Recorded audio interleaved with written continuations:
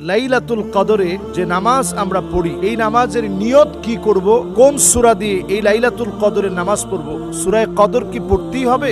বেজর রাতে কদর তালাশের জন্য আমি দাঁড়িয়ে গেছি, সাদ্দা মি'দারাহ, নবীজি নিজের কোমর বেঁধে ফেলতেন। ওয়া আইকাযা আহলাহু, পরিবারকে তিনি জাগিয়ে দিতেন। তাহলে এই রাতগুলো দাবি রাখে জাগ্রত হওয়ার, এই রাতগুলো দাবি রাখে আল্লাহর কাছে শেষ একেবারে রোনাজারি করার, শেষ আকুতি মিনতি পেশ করার একটা দাবি রাখে। এই সময়টা এত গুরুত্বপূর্ণ, দুরাকাত করে নামাজ পড়ে আল্লাহর কাছে চাইতে থাকে। এই নামাজের জন্য কোনো নিয়ত করা লাগবে না, নির্দিষ্ট কোনো সূরা লাগবে না, সূরা কদর পড়তে হবে এমন কোনো ম্যান্ডেটরি কোনো বিষয় নেই। বরং আপনি যদি নামাজের দাঁড়িয়ে আছেন, এই দাঁড়ানোটা যদি লম্বা সময় দাঁড়িয়ে থাকতে চান, তাহলে লম্বা সময় দাঁড়ানোর জন্য মেহেরবানি করে লম্বা সময় ধরে আপনি সূরা ইখলাস পড়তে থাকেন। কুল হুয়াল্লাহু আহাদ আল্লাহুস সামাদ লাম ইয়ালিদ ওয়া লাম ইউলাদ ওয়া লাম ইয়াকুল লাহু কুফুয়ান আহাদ।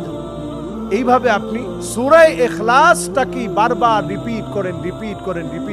সূরা ইখলাস যদি আপনি বারবার রিপিট করে পড়েন, নামাজের কোনো ক্ষতি হবে না।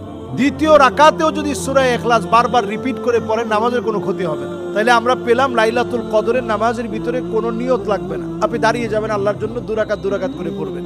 কেউ যদি 4 রাকাত পড়তে চায়, রাত্রিকালীন সময়ে সুযোগ আছে, ইসলাম নিষেধ করে না, 4 রাকাত পড়তে পারবেন। এরপরে আসি, আর কি কি ইবাদত করতে পারি? দোয়া পড়তে পারি, আল্লাহুম্মা ইন্নাকা আফুউন তুহিব্বুল আফওয়া ফাআফু আন্নি। এই দোয়া আম্মা জান আয়েশা সিদ্দিকা রাদিয়াল্লাহু তাআলা আনহাকে নবীজি সাল্লাল্লাহু আলাইহি সাল্লাম শিখিয়ে দিয়েছেন। এই দোয়াটা আমরা পড়তে পারি।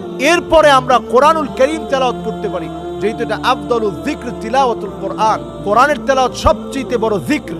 এজন্য আমরা কোরআন তেলাওয়াত করতে পারি। কোরআন তেলাওয়াত আমরা করতে পারি। এই সময় কোরআন তেলাওয়াত করুন, কোরআনুল কারীম পড়েন, যত বেশি পারেন যে সূরাগুলো মুখস্থ আছে সেগুলা পড়েন। এরপর আমরা যে আমল করতে পারি, যেই তো কদরের রাত, অত্যন্ত গুরুত্বপূর্ণ রজনী, আপনি দান করলে এটার সওয়াব তো আপনার 1000 মাসের চাইতে বেশি হবে, 1000 মাসের চাইতে বেশি হবে। যেই তো আপনি এই সময়ে অন্তত আপনি কিছু টাকা, যেটা আপনি যাকাতের জন্য রেখে দিয়েছিলেন, সাদাকাতুল ফিতরের জন্য রেখে দিয়েছেন, এগুলো আপনি লাইলাতুল কদরে অন্তত মানুষকে ইনশিওর করেন যে ভাই আপনার টাকাটা আমার কাছে আছে, হাদিয়াটা আপনাকে পৌঁছায় দিব, যাকাত দিব এটা বলতে হয় না মুখে, আপনার টাকাটা আপনাকে পৌঁছে দিব, এটা বলে আপনি তার জন্য আলাদা করে রাখেন, আপনি সওয়াবের অন্তর্ভুক্ত হবেন। এরপর এই শেষ দশকে প্রতিনিয়ত আল্লাহর কাছে দোয়া একটা বিষয় বলবেন যে আল্লাহ, কত মানুষকে আপনি মাফ করে দিয়েছেন, আল্লাহ আমারে আপনি বঞ্চিত করে দিয়েন না।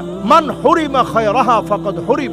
এই শেষ সময়ে এসেও যে বঞ্চিত রয়ে গেল, সে চির বঞ্চিত রয়ে গেল, আল্লাহর আদালতে চির বঞ্চিত হবে সে।